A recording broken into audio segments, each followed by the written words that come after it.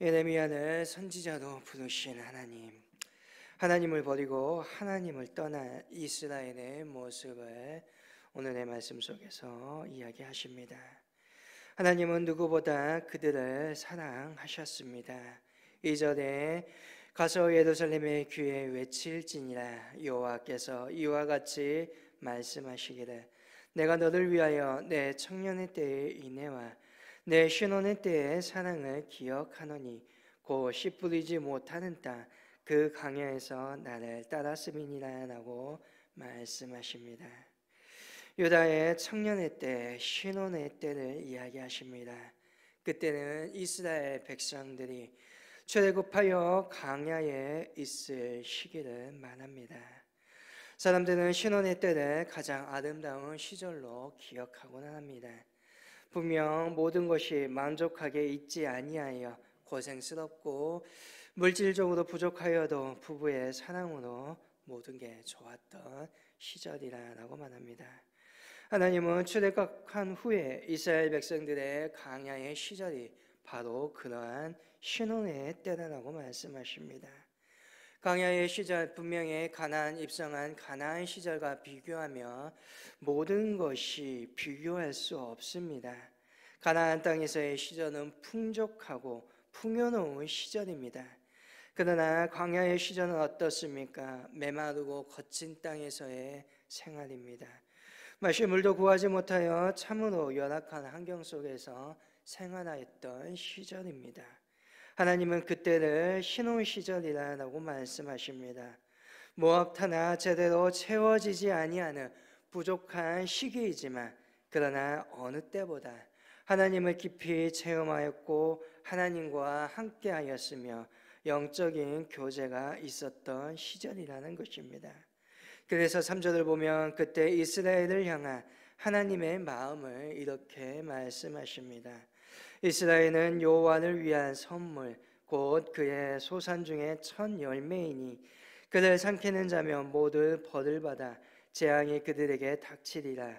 하나님의 말씀이다 라고 하십니다. 여기에 보면 이스라엘은 하나님을 위한 선물입니다. 거룩하게 구별되었다는 것입니다. 또한 첫 열매라고 하였습니다. 가장 소중한 것이라는 것입니다. 또한 첫 열매라는 것은 출애굽기 19장을 보게 되면 하나님께서 이스라엘을 제사장의 나라 거룩한 백성으로 삼으신다라고 말씀하십니다. 제사장의 나라가 된다라는 것, 이방 나라들도 하나님의 백성이 되게 하는 사명을 감당하게 하신다는 거지요. 첫 열매는 이러한 의미를 가지고 있습니다. 그들 자신이 이스라엘이 첫 열매가 되어서 그들 자신을 통하여서 다른 이들이 이방인들이 바로 하나님의 사람으로 다가와 열매를 맺게 하겠다는 것입니다. 그런데 이스라엘은 하나님의 목적을 알지 못하고 하나님의 목적에서 떠나 자신들만의 특권의식인 선민의식을 가지게 됩니다. 자기들만이 하나님의 사람이며 자기들만이 구원받을 사람이다, 구원받을 것이 마땅하다고 생각합니다. 광야에서 이끌어 주셨던 하나님의 복은 이제 이스라엘의 과거의 추억일 뿐이라는 것입니다. 8절을 보게 되면 제사장들은 여호와께서 어디 계시냐 말하지 아니하였으며 율법을 다루는 자들은 나를 알지 못하며 관리들도 나에게 반역하며 선지자들은 바알의 이름으로 애역하고 무익한 것을 따른다라고 말씀하십니다. 제사장들이 하나님을 찾지 않습니다. 율법을 가르치는 자들이 하나님을 알지 못합니다. 관리들은 하나님을 거역하고 예언자들은 바알의 이름을 부르기에 급급하고 있습니다. 누구 하나 하나님의 마음을 알지 못하고 하나님의 뜻대로 행하지 아니한다는 것입니다. 현재 하나님을 떠나버리고 영적인 깊은 병에 걸려있는 이스라엘의 모습입니다. 이런 이스라엘을 두고 본문 4절 이하를 보면 하나님은 하소연하고 계십니다. 내가 도대체 뭘 잘못하였기에 나를 배신하고 우상을 섬기느냐? 내가 도대체 무슨 불의함을 보였기에 나를 멀리하느냐? 또한 7절을 보게 되면 내가 너희에게 한 것은 기름진 땅으로 인도하여 열매를 먹게 한 것뿐인데 어째서 너희는 그 가나안 땅을 더럽히고 있느냐 말씀하십니다. 이제 이스라엘은 더 이상 사랑의 대상이 아니라 하나님의 근심의 대상이 되어버렸습니다. 어찌 보면 오늘 저와 여러분의 모습일 수도 있습니다. 은혜를 잃어버리는 성도, 사명을 잃어버린 성도의 모습이 이와 같습니다. 교회가 이 땅에 존재해야 할 이유를 잃어버린다면 병든교회, 병든신앙인이 되어 하나님의 근심거리가 되고 만다라는 것입니다. 하나님은 이러한 이스라엘을 심판하시고자 그들과 논쟁을 벌이십니다. 9절에 그러므로 내가 다시 싸우고 너희 자손들과도 싸우리라 여호와의 말씀이다 라고 하십니다. 여기서 싸운다는 히브리어 말 리브, 논쟁하다, 책망하다, 변론하다라는 의미입니다. 하나님은 유다 백성들의 잘못에 대해 논쟁하심으로써 그들이 심판을 받게 하시겠다는 것입니다. 그래서 하나님은 그들에게 증인을 세우십니다. 10절을 보게 되면 기띔과 계단입니다. 기띔은 직접적으로는 성경의 구부론 선을 의미합니다만 단순히 구부론 섬을 의미하는 것이 아니라 바로 유럽을 이야기하는 것입니다. 계단은 아라비아입니다. 이 역시 아라비아 전체에 살고 있는 유목 민족들을 이야기하는 것입니다.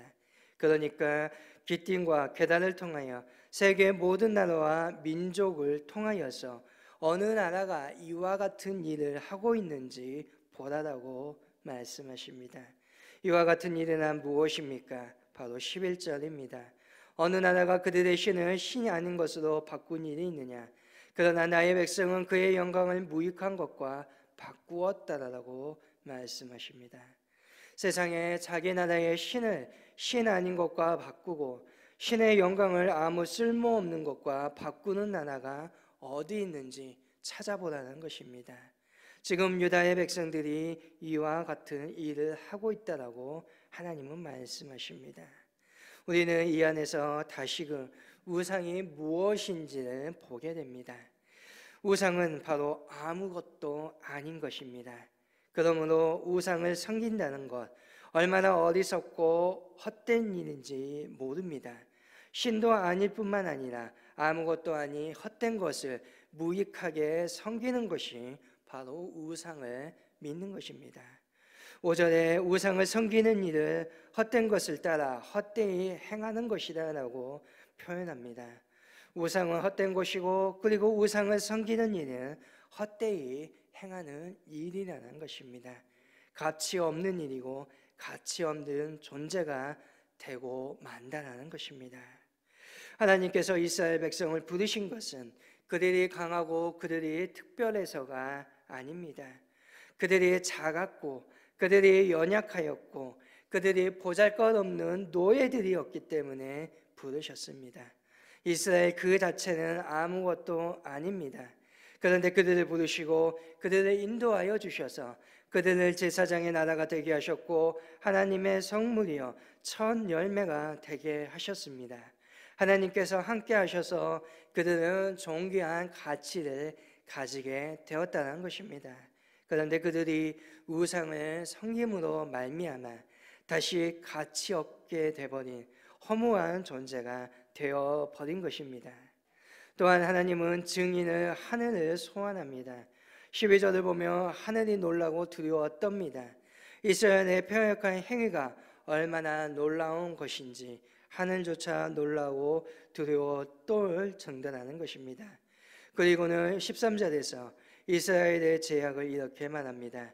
내 백성이 두 가지 악을 행하였나니 곧 그들의 생수의 근원되는 나를 버린 것과 스스로 웅덩이를 판 것인데 그것은 그 문을 가두지 못할 터진 웅덩이라고 말합니다.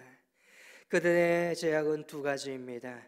하나는 생수의 근원 되시는 하나님을 버린 것이고 또 하나는 물을 가두지 못할 웅덩이를 스스로 팠다는 것입니다. 그들은 생수의 근원이신 하나님을 버립니다. 하나님을 버렸다는 것은 하나님을 믿지 않고 하나님을 예배하지 않았다는 단순한 의미가 아닙니다. 제가 어제도 말씀드렸지만 유다 백성들은 누구보다 열심히 하나님께 제사 드렸습니다. 그런데 왜 하나님은 자신을 버렸다라고 말씀하십니까? 19절입니다. 내 하나님 여호와를 버림과 내 속에 나를 경외함이 없는 것이 악이요 고통인 줄 알라라고 하십니다. 하나님을 버렸다, 그것은 곧 하나님을 경외함이 없다라는 것입니다. 이것은 다른 말로 말하면 하나님은 중심적인 신앙이 아니라 자기 중심의 신앙생활을 하고 있다는 것입니다. 하나님이 신앙의 목표요, 하나님의 목적이 아니라 나 자신을 위한 수단이요 도구로 전락시켜 버렸다는 것입니다. 하나님을 경외한다, 범사에 하나님을 인정하고 하나님의 주권과 하나님의 통치에 온전히 순종하는 것입니다. 나는 죽고 오직 예수 그리스도만이 사는 것입니다. 그런데 그렇게 열심히 교회 생활하고 신앙생활을 한다고 하지만 여전히 나의 생각과 내 입장만을 고수합니다. 많은 경우에 하나님은 자기를 변호하는 수단으로 생각할 뿐입니다. 하나님을 팔아서 내 주장과 내 이익과 내 영향력만을 확대하고 싶어 한다는 것입니다. 우리가 다른 신을 어떤 물건을 만들어서 절하지 않는다고 해서 하나님을 떠나지 않는 것이 아닙니다. 하나님을 믿으라고 하면서 여전히 탐심에 사로잡혀 살아가고 재물을 목적으로 살아가면 우리는 여전히 우상을 섬기는 것이고 이 역시 하나님을 버리는 이스라엘 민족과 같은 모습이라는 것입니다. 또한 유다는 하나님을 버리고 스스로 웅덩이를 팠습니다. 그런데 그 웅덩이가 터진 웅덩이입니다. 유다 백성들의 이 웅덩이는 15절의 어린 사자들, 16절의 녹과 다바네스로 이야기합니다. 어린 사자가 무엇입니까? 아수르요. 녹과 다바네스는 예굽의 도시들입니다. 다시 말하면 그들은 하나님을 버리고 아수르와 예굽을 의지하였다는 것입니다. 그러나 그 웅덩이들은 터진 웅덩이일 뿐입니다. 오히려 그들은 유다를 괴롭게 하였고 유다를 침략하였고 그들을 약탈하였습니다. 그럼에도 불구하고 여전히 그들은 애국과 아수르를 의지하고 있습니다. 하나님을 떠나서는 그 어디에서 생수를 찾을 수가 없습니다. 아무리 열심히 봉사한다 하도 찾을 수 없고 돈을 많이 벌어도 남부러운 인생의 성공을 거두었다 할지라도 해결하지 못합니다. 그래봐야 결국은 생명을 잃어버릴 뿐입니다. 그러므로 오늘 이 새벽에 우리는 과연 무엇을 위해 살고 있는지 다시금 고민해야 합니다.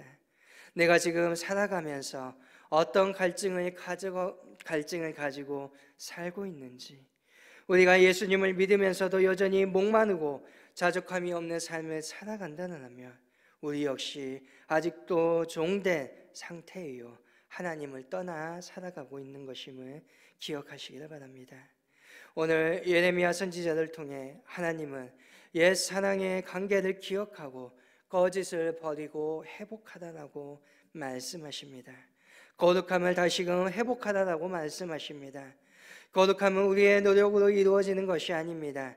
40일 금식 기도를 밥 먹듯이 한다고 해도 거룩해지지 않습니다. 거룩함은 우리의 종교적 노력과 헌신으로 얻는 것이 아닙니다. 오직 예수님의 십자가로만 이루어집니다. 그러므로 우리는 날마다 예수님의 십자가를 바라보아야 합니다. 예수님의 그 십자가의 공로를 의지해야 합니다. 십자가의 그 은혜 안에서 오늘 우리 자신을 세워나갈 수 있어야 한다는 것입니다.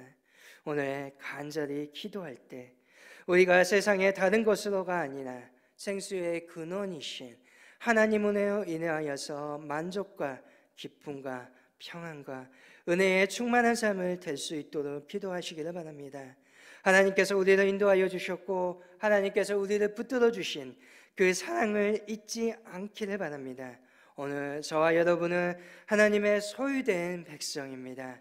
거룩한 나라요 왕같은 제사장으로 우리를 삼으시사 하나님의 아름다운 덕을 이 땅에 선포하도록 우리를 불러 주셨습니다. 이 사실을 기억하며 오늘 이 땅에서 그 놀라운 말씀을 선포하며 살아갈 수 있기를 원합니다. 하나님의 사랑 안에서 우상을 버리고 우상을 떠나 이제는 다시금 하나님과 함께 사랑의 그 때를 온전히 회복할 수 있는 믿음의 저와 여러분 될 수 있기를 주님의 이름으로 간절히 소망합니다.